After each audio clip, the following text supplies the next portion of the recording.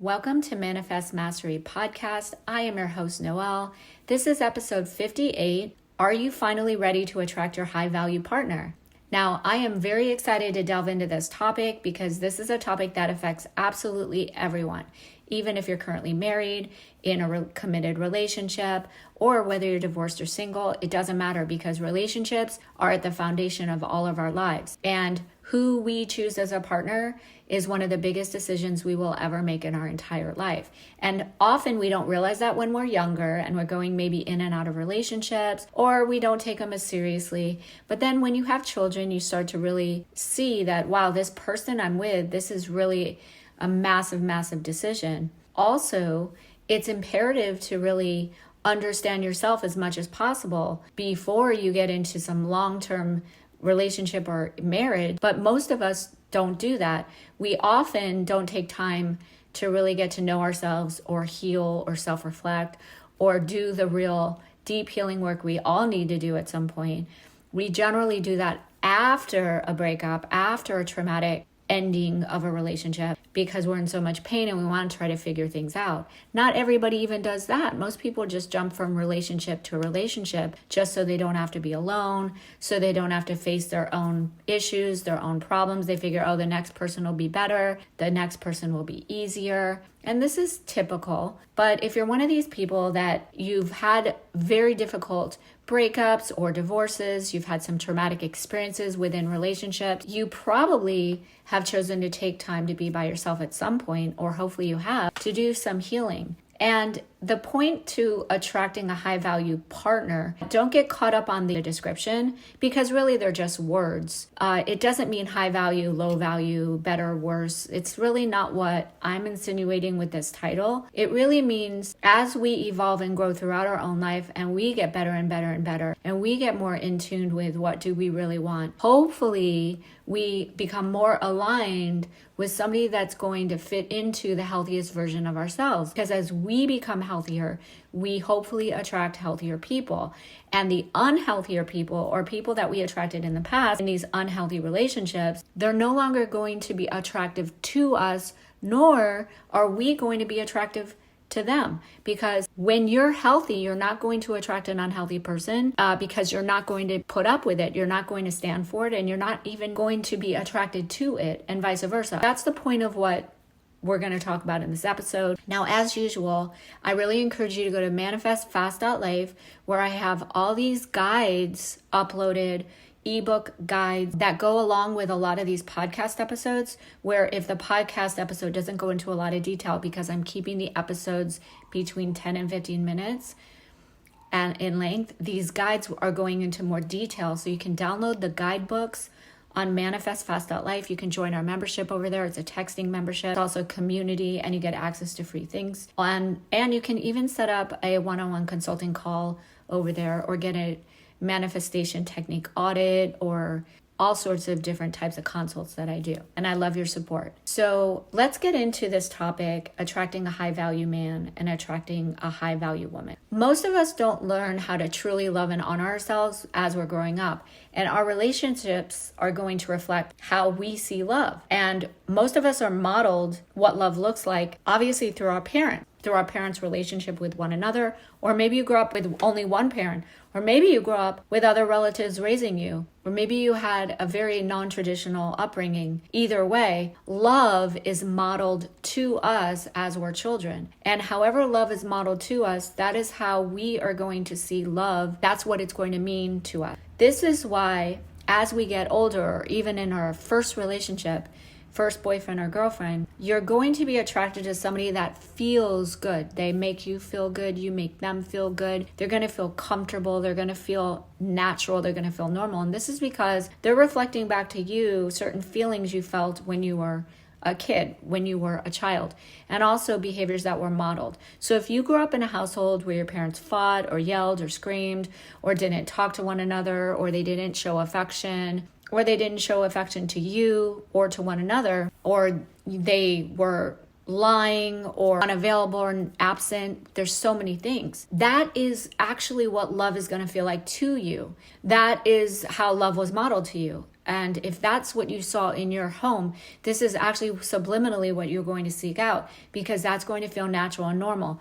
And most people have moments of happiness within their childhood. Even if you grew up in an abusive home, there's generally going to be moments that will be better than other moments. They're going to feel good. You're going to be happy. You're going to maybe feel love intermittently from your parents, even if they don't generally show it. You're going to feel emotions that feel good in the midst of even an abusive upbringing. And I'm not going to focus just on abuse, because plenty of people don't have highly abusive childhoods or anything like that. But most people deal with altered reflection of what love actually means to them when they are growing up. And this can be modeled by siblings, friends of the family, other family members, and so many other people in your life, including teachers, that have an effect on you. They model how you see love and how you see healthy interaction, how you see healthy relationships unfold. And since so many people are growing up in environments where they don't even know what a real healthy relationship should look or feel like, as they get into dating and relationships, they're going to, again, subliminally seek out partners that match what they're used to. They're going to match that feeling of love, even if it's very unhealthy. This is why people get into abusive relationships and stay for years and years and years and years, even though they're not happy. This is because to them, the brain recognizes it as love. So to really attract a high value partner and to really create a very healthy, loving relationship, it always begins and ends with ourself. We have to really understand what our views of love are. We have to fully understand what was modeled to us when we were a child. And that's why they say, getting into your childhood patterns, a lot of people don't want to bother doing that, which I can totally understand. And as a child of 2 psychologists who was given IQ tests as a child for fun, by the way, both my parents divorced one another when I was 5, and they did not know how to foster healthy relationships within the family unit or with one another. But they did go on to remarry, both of them, and have been remarried for years. But I was not modeled healthy relationships. And, it's not that I had a terrible childhood or anything, or that I was really abused, but I definitely didn't see healthy relationships. And I didn't even have healthy relationships with either one of my parents. So if that's the case for you, and you can think of how your parents modeled love, how your parents modeled healthy relationships to you, and even when they remarry, let's say you come from divorced parents and they go on to remarry, and you're around the step parents and you still see these unhealthy dynamics between them, because there's always one common denominator, which is your parent who maybe was the unhealthy parent. You're still going to see them in a new relationship still being unhealthy to a new partner. And these things really do affect us. And even when we get older and we don't think they do affect us, they do, because how we treat our partner is so subliminal and so reactive and so emotional and so built in and so subconscious that until we're in that scenario and things maybe fly out of our mouths, or we respond to a certain way or react a certain way, or we become emotional over something when we don't even understand why that's making us so emotional, and all these things, or all these triggers that are the person closest to us is going to bring out the most triggers. So when we get into these relationships as an adult and we see these reactions come out in us, maybe for the first time, certain people will bring out different responses and reactions a lot of time. Well, you have to just keep looking back at your parents. This is behavior that was modeled to you. It was ingrained into your subconscious. And when a trigger is presented, it's going to come out, and it's like uncontrollably. Now, it will seem uncontrollable, and it is uncontrollable until you are aware of. When you become aware of your behaviors and reactions and responses, that's when you can change it. That's when you can alter it. I'm not going to get into that here and now, but this will be in the guidebook that is associated with this episode. So for now, I want to touch on the fact that a high value man and a high value woman are very similar. Obviously, men and women are very different, yet what we're looking for in one another is often very similar. I'm going to read a few definitions of what a high value woman is, okay? She is someone who has confidence. She's confident in who she is and what she brings to the table. She doesn't need external validation to feel good about herself. She has integrity. She has strong moral compass and consistently strives to do the right thing, even in the face of adversity. She has ambition. She has clear goals and aspirations, and she works hard to achieve them. She has emotional intelligence. She is self-aware, has strong interpersonal skills, and is able to effectively manage her emotions and relationships. She has independence. She is self-sufficient and doesn't rely on others for her happiness or self-worth. She is intelligent. She is well-informed, knowledgeable, and curious about the world around her. She exudes kindness and generosity. She is generous with her time, resources, and energy, and she is consistently treating others with kindness and respect. She has a sense of humor. She is able to find humor in life and doesn't take herself too seriously. She has passion. She's passionate about her life and her interests, and she brings that energy and enthusiasm to everything she does. And she has empathy. She has the ability to understand and share her feelings of others and is consistently demonstrating compassion and understanding towards others. Now, if you hear these qualities, right, it sounds like a perfect person, which doesn't exist. These are just ideals that go along with the definition of a high value woman. To me, I'm not saying I agree with all of these bullet points, but I do agree with some of them. But they are idealized definitions of what a high value woman is. And I want to stress that. It's really not possible to be all of these things all at once, but we can be parts of them. We can be versions of them. By the way, not everybody wants the same thing. So this is one definition of a high value woman, whereas another definition of a high value woman might not include ambition. It might not mean she has to be independent.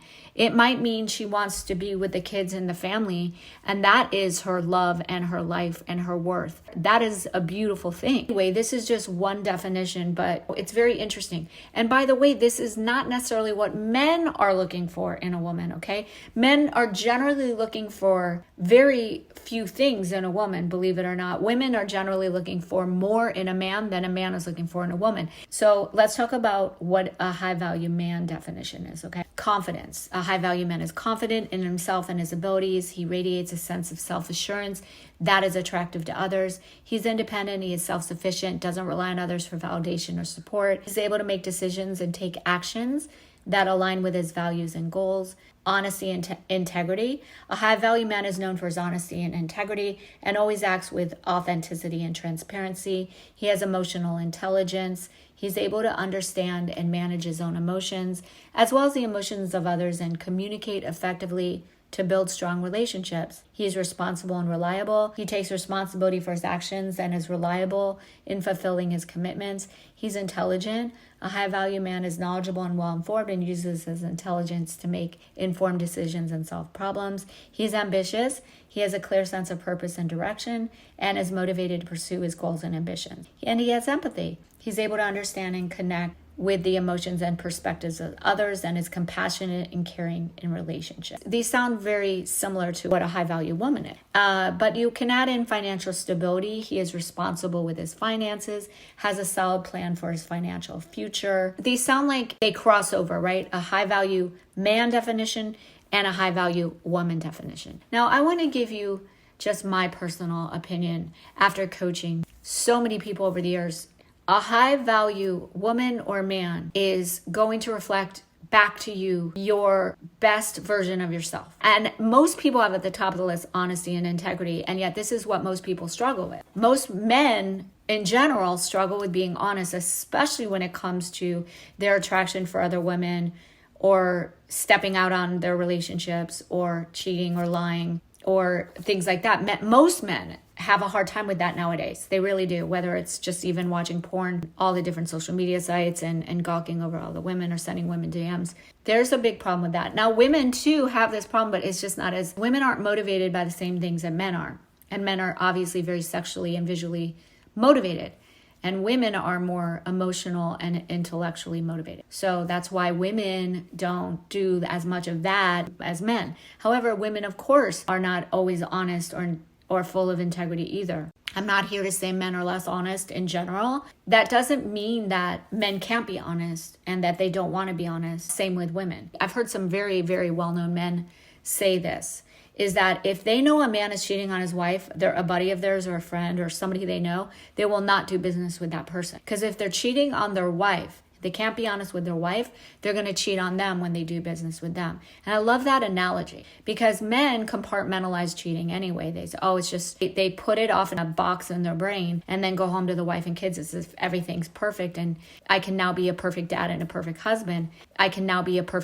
perfect husband. But they're not separate. Dishonesty spills over into all aspects of your life. I'm just using cheating as an example. There's all different examples of this. So I think honesty is at the top of the list for most people. They want to meet somebody they can really trust. And trusting somebody is very challenging when you have been hurt and lied to in the past, especially when you were lied to for many years ongoing. Or you've been let down by authority figures in your life and realize they were lying. So it's very, very hard for people to trust other people when they've been let down so many times because it does create PTSD. And you have to reprogram that out of your subconscious and out of these emotional reactions in order to be able to trust people again. So in this guidebook, I'm putting a section on how to trust somebody again. And I'm going into a lot more details in this guide. What I want to say is this: there are ways to transmute self-sabotaging behaviors when you are dating and also when you are looking to attract a high value person. Now, again, a high value person for you might be different than it is for me.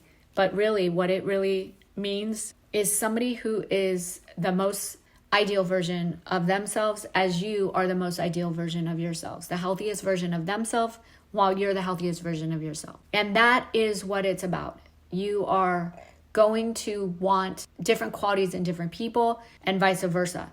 Ideally, you're attracting somebody who can be honest with themselves, healthy with themselves, they work on themselves, and they're willing to assess themselves. They're willing to question their own beliefs, their own opinions. They're willing to work together on things. You have common goals. You have a common vision. You're compatible. You have common interests. You're attracted to one another. You understand each other's love languages. These are all very, very powerful bullet points to take note of, which will be in the guide. But most importantly, understanding yourself is where you have to start in order to attract your ideal high value partner. Because if you're running from relationship to relationship, or you just got out of a damaging or abuse a relationship, remember, it's always two to tango. And just because somebody else may have seemed more abusive or more mean, quote unquote, it doesn't mean you didn't play your part, and it doesn't mean that you don't have work to do. In fact, very often the person who feels the most hurt has the most work to do. And it's okay to date while you're working on yourself. There is no perfection. It's not like we reach this perfect state where, oh, nothing's ever going to bother you again and everything's perfect. But I do believe that the more time you take in between or getting out of a unhealthy relationship, the better, because then you can really be ready to attract and draw that beautiful human to you that you're now more ready for than you ever were before. And this is why we get out of unhealthy relationships. And the more clear you get on who you want to attract and why, the faster you will speed up that attraction and manifestation. And I do believe that who we are attracting is also attracting us, because we are meant for that person and they are meant for us. It's that to find somebody you're super compatible with, you're super aligned with, you're on the same wavelength in all these different areas of your life, because we can be attracted to somebody for certain reasons. You know, maybe they're so smart in business and I love talking to them about that. That's great. But that doesn't mean they're meant to be my partner. Or you can meet somebody who's super attractive physically and you think, wow, they're such a great looking person, but I really don't have that much in common with them, or I don't have a lot to talk about with them. Okay, that's not your partner. And on it goes, right? So when we really find somebody who's multifaceted, that their multifacets align with your multifacets, then that's when you know you're getting really good. And a healthy relationship should make you feel good. A healthy relationship does not have to include fighting, nor should it. It's good to have communication and discussion, but when you come from a family of fighting and yelling and screaming, you think fighting is normal. Fighting is not normal, nor does it have to occur. You can discuss things and resolve things without fighting, without getting angry, without hurting the other person. And these are things that most of us need to learn if you grew up in a house with people fighting, yelling, or screaming. So I look forward to getting into this topic more, and for time's sake, I'm going to end it here. But I do encourage you to go to manifestfast.life, download the guide that goes along with attracting a high value partner episode here, and you'll get a lot more details, a lot more help with the guide that will hopefully get you really clear on what do you want and how to attract your high value partner. And you can join our membership where there's lots and lots of great people in there. If you're interested in sponsoring the podcast, I would love to hear from you. And until next time, my friends, I am Noelle and I love you.